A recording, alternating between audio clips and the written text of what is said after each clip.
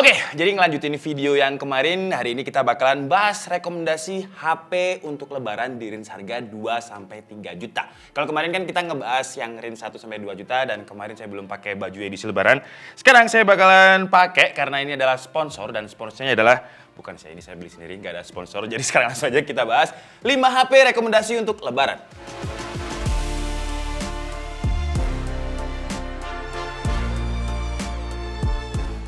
Tapi sebelum kita lanjut, disclaimer dulu kalau HP 2 jutaan ini udah saya filter, yang filternya menurut saya sih lumayan ketat ya. Jadi biar HP-nya itu nggak terlalu banyak, karena kalau kita lihat HP 2 jutaan itu banyak banget di e-commerce, termasuk HP-HP yang keluaran 2021. Jadi untuk rekomendasi tahun ini, lebaran tahun ini, kita nggak bikin HP lama untuk jadi rekomendasi. Jadi HP-nya ini minimal launchingnya itu September 2022. Jadi kalau misalkan di bawah September 2022 nggak kita masukin. Terus untuk memori RAM, karena ini harganya udah 2-3, minimal ya itu harus 8 GB. Terus kalau untuk storage minimal dia ya harus 128 GB, kita nggak terima lagi yang 64 GB. Nah, untuk masalah fast charging ini agak tricky ya. Jadi kalau kita lihat memang rata-rata yang 2-3 jutaan itu pasti di 33 watt. Tapi kalau misalkan nanti ada HP yang di bawah itu tapi fiturnya ada yang lebih menarik ketimbang fast chargingnya, itu juga bakalan kita masukin. Terus yang jelas NFC wajib ada. Kalau yang nggak ada NFC nggak kita masukin. Kalau kamera ultrawide, ya nanti bakalan ada satu HP atau beberapa HP yang nggak ada kamera ultrawide-nya. Karena harus diakui HP tahun ini ya, yang range harga 2-3 juta, kameranya itu nggak lebih baik kalau kita bandingkan dengan kamera-kamera keluaran HP tahun lalu, sekitar 2001 dan 2022 awal. Langsung aja sekarang kita bahas HP yang pertama, yang namanya itu nggak sesuai dengan nama launchingnya. Jadi namanya adalah Infinix Note 12 2023, tapi launchingnya itu Desember 2022. Kayak nyolong start duluan gitu ya. Infinix Note 12 2023 ini adalah salah satu HP yang nongol terus di turnamen Mobile Legends yang besar, yaitu M4. Karena Infinix ini emang suka kerjasama sama Mobile Legends. Untuk chipset dia pakai standarnya HP di kelas 2-3 jutaan, jadi dia pakai MediaTek Helio G99 dan dia ada 2 SKU kalau kita lihat dari sisi RAM dan juga internal storage. Jadi ada yang 8128 itu harganya start from 2,5 juta dan ada yang 8256 itu 2,9 jutaan. Nanti link pembeliannya semuanya akan saya taruh di kolom deskripsi. Karena HP ini segmentasinya untuk gamers yang budgetnya mid range, jadi fiturnya lumayan lengkap karena dia ada sensor gyro. Jadi buat kalian suka main PUBG pakai gyro aman-aman aja pakai ini. Apalagi kalau kalian main Mobile Legends ya, Mobile Legends juga aman di sini. Karena kalau misalkan dia nggak kuat untuk main Mobile Legends terus collab sama Mobile Legends ya malu-maluin. Tapi kalau untuk PUBG kita saranin sih main di settingan low ya dan pakai virtual RAM-nya biar nggak kena drop FPS saat main. Terus kalau kalian carinya kameranya di kelas harganya udah ya kalau dibilang bagus nggak juga, tapi udah oke lah. Jadi dia punya main kamera itu 50 megapiksel dan selfie kameranya 16 megapiksel. Sayangnya kalau misalkan kalian kayak saya yang sering pakai kamera ultrawide, di Infinix Note 12 2023 ini belum ada kamera ultrawide-nya. Kekurangan paling signifikannya di situ sih. Terus kalau kita ngomongin displaynya juga udah oke di harganya karena dia nggak pakai layar IPS ya, tapi dia pakai AMOLED dengan resolusi Full HD+, dimensinya 6,7 inch dengan 393 pixel per inch. Fitur-fitur lain karena filter kita tadi harus ada NFC, jelas dia udah ada NFC-nya dan di kelas harga ini dia juga udah dual speaker. Karena ada loh ya HP 2 jutaan yang nanti kayaknya juga bakalan masuk list, tapi yang dulu awalnya dia stereo sekarang jadi mono, jadi kayak downgrade kalau di sisi speaker. Untuk OS sayangnya dia masih Android 12 karena untuk HP yang launching Maret itu udah ada yang pakai Android 13 dan Infinix ini mereka nggak berani janjiin untuk software update atau security update. Jadi kalau kalian tanya ini software update-nya dapat berapa tahun, saya pun juga nggak tahu. Cuman Infinix dan Tuhan yang tahu. Lanjut ke HP yang kedua yang launchingnya itu masih akhir tahun lalu dan ini sekarang udah turun harga, yaitu Realme 10 yang harganya sekarang jadi 2.949.000. Tapi harga ini hanya untuk yang versi 8GB 128 ya, karena kalau kalian carinya yang 8256 harganya itu udah 3 juta ke atas. Kalau kalian beli HP dan salah satu alasannya karena kalian suka desain, menurut saya desain dari Realme 10 ini bagus karena bagian belakangnya ini dibuat glossy, jadinya kayak nggak kelihatan kalau dia HP 2 jutaan. Kalau untuk chipset dia sama kayak Infinix Note 12 2023 tadi, jadi pakai MediaTek Helio G99 dan kalau kalian tanya performanya ya performanya ini mirip-mirip sama Infinix tadi. Buat Mobile Legends settingan ultra lancar, PUBG M settingan low juga lancar. Apalagi di Realme itu ada kayak semacam software yang bisa kalian boost ketika main game. Buat Buat baterai standar 5000 mAh dengan support fast chargingnya juga 33 watt. Kalau kita gunakan untuk main TikTok 1 jam dia berkurang 7%, Mobile Legends 30 menit 70% juga, PUBG M 30 menit itu turun sekitar 8%. Oke lah kalau untuk baterainya. Tapi yang unik walaupun sama-sama 5000 mAh, sama-sama 33 watt, Infinix tadi ngecasnya itu 1 jam 20 menit. Nah, si Realme ini bisa 75 menit atau 1 jam 15 menit ya. Selisih 5 menit sih, tapi ya lebih cepat. Kalau buat kamera main belakangnya kita dapat 50 megapiksel, selfie-nya juga sama 16 megapiksel, hasil fotonya juga cukup bagus. Detailnya itu masih dapat dynamic range untuk foto langit juga oke, minusnya di warna yang agak terlalu over ya, ciri khasnya Realme lah. Tapi kalau kita ngomongin kekurangan, kalau untuk sensor gyro sih dia udah ada ya. Kalau misalkan kalian main game pakai gyro dia ada, tapi sayangnya dia nggak ada fitur NFC-nya. Lah, kok pelin-pelan bang? Tadi katanya harus ada NFC.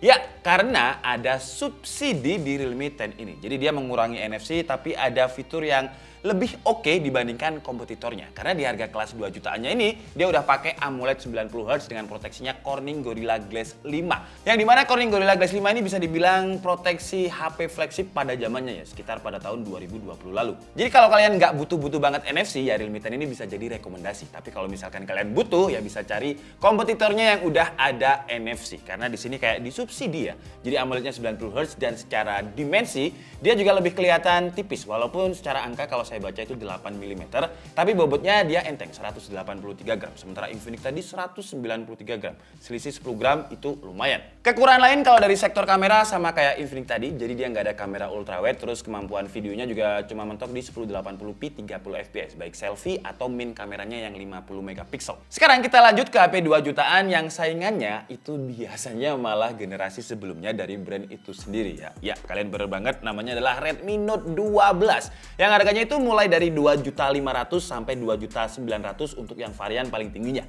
8GB 128. Kalau buat desainnya saya pribadi nggak terlalu suka karena mirip banget sama kompetitornya, mirip sama Realme, Oppo juga ada yang kayak gitu, Infinix juga ada yang kayak gitu, jadi kayak nggak punya ciri khas lah dibandingkan dengan Redmi Note 11 atau Redmi Note 10 sebelumnya. Kalau buat fitur dia udah lengkap sih ya, jadi NFC-nya ada, sensor gyro ada, fingerprint ada. Nah kalau buat layar Redmi Note 12 ini kayak yang paling oke dibandingkan kompetitornya karena layarnya ini AMOLED 120Hz. Biasanya kalau kita ngomongin range HP kelas harga 2-3 juta, layarnya itu kalau nggak IPS 120Hz, ya AMOLED 90Hz. Tapi ini langsung kayak dimentokin gitu ya. Jadi AMOLED 120Hz. Jadi kalau dipakai untuk scrolling dia smooth banget, touch samplingnya juga udah 240Hz, brightness-nya cukup terang ya untuk harga 2 jutaan. Gila, ini ada di 1200 nits. Jadi untuk pemakaian di luar udah nyaman. Kalau untuk chipset, dia pakai chipset yang beda sendiri dengan HP yang kita sebut 2 tadi. Jadi dia pakai Snapdragon 685.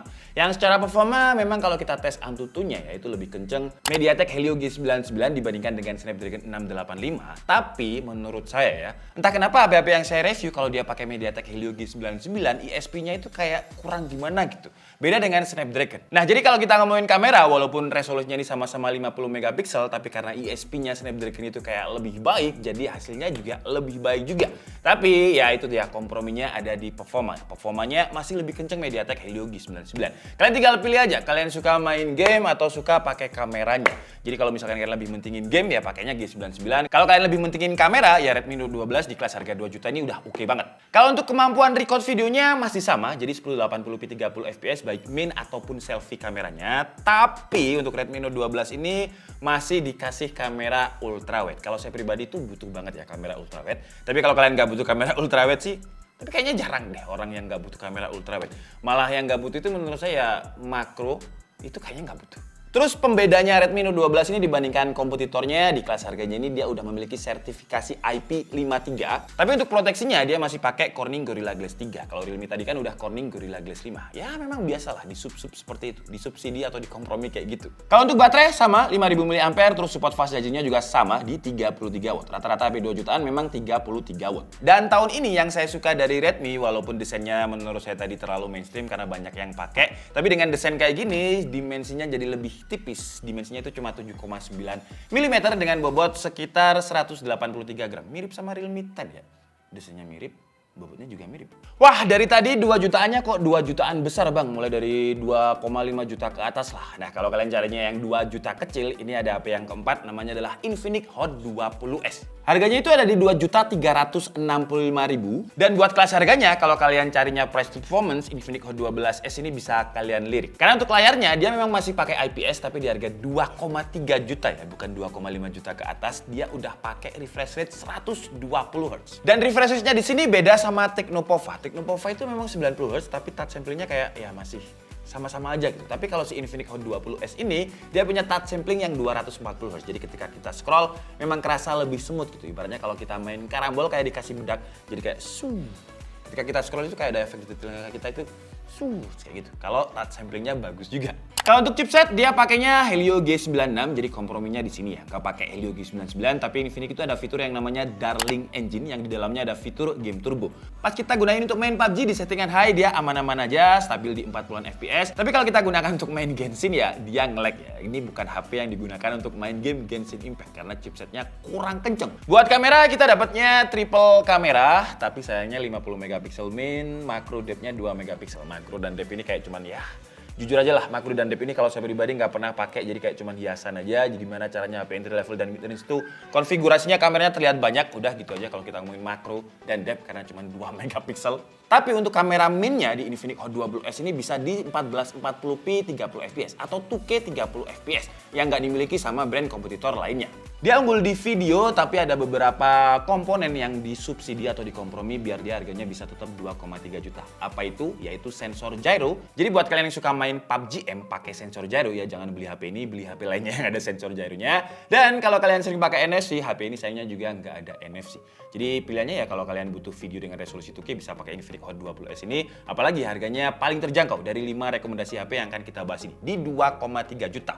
Lanjut, sekarang kita bahas HP yang kelima. Ada Samsung Galaxy A14 5G yang harganya udah mendekati 3 juta sebenarnya, tapi nggak lebih dari 3 juta, yaitu 2.999.000. HP ini baru dirilis 2023 kemarin. Kalau dari sisi chipset, memang dia bisa dibilang yang paling bagus dari keempat HP yang udah kita mention tadi, G99 dan 685. Ini pakai Dimensity 700, makanya udah 5G, tapi sayangnya ada kompromi juga. Tadi kan di awal saya bilang wajib RAM 8GB ya, tapi kalau nggak saya masukin kayak sayang aja karena ini HP baru Februari 2023 dan chipsetnya lebih kencang, tapi ada komprominya di sini. Jadi RAM-nya itu cuma ada yang tertinggi sampai saat ini ya. Nggak tahu lagi kalau misalkan Samsung ngeluarin baru lagi. Sampai saat ini cuma masih 6GB 128. Terus kalau untuk layar dia pakai panel PLS buatannya Samsung sendiri dengan refresh rate 90 Hz, baterai 5000 mAh. Buat performanya walaupun RAM-nya ini 6GB tapi udah cukup bagus, main ML bisa dapat high, dapat refresh rate super. Dan kalau kalian tanya performanya karena chipsetnya udah Dimensity 700, kalau kalian gunakan untuk game kayak PUBG M dan Mobile Legends ya dia lancar-lancar aja. Cuman kekurangannya di Samsung Galaxy A14 LTE itu ada kamera ultrawide. Nah di Samsung Galaxy A14 5G itu nggak ada ultrawide. Jadi kayaknya Samsung Galaxy A14 5G ini ya sesuai namanya. Jadi jualan paling yang ditonjolkan sama Samsung ya 5G tapi harganya di bawah 3 juta. Makanya ada kompromi lain di situ ya. Kayak ultrawide-nya nggak ada. Perekaman videonya juga sama dengan yang lain 1080p 30 fps. Kesimpulannya, kalian mau beli yang mana? Ya karena ada beberapa kompromi dan subsidi yang udah saya jelaskan tadi. Ya dipilih-pilih lah ya. Kalau misalkan kalian butuhnya NFC, untuk HP-HP yang nggak ada NFC-nya ya dieliminasi. Kalau kalian butuh gyro, HP yang nggak ada gyronya dieliminasi. Kalau kalian butuh 5G, ya pilihnya Samsung Galaxy A14 5G. Tergantung kebutuhan aja. Walaupun THR kalian cair, uang kalian banyak, tapi kan THR itu cuma 1 tahun sekali ya. Jadi jangan sombong ya. Jadi beli HP ya sesuai kebutuhan aja. Saya Dika Setiabudi and see you on the next video. Bye!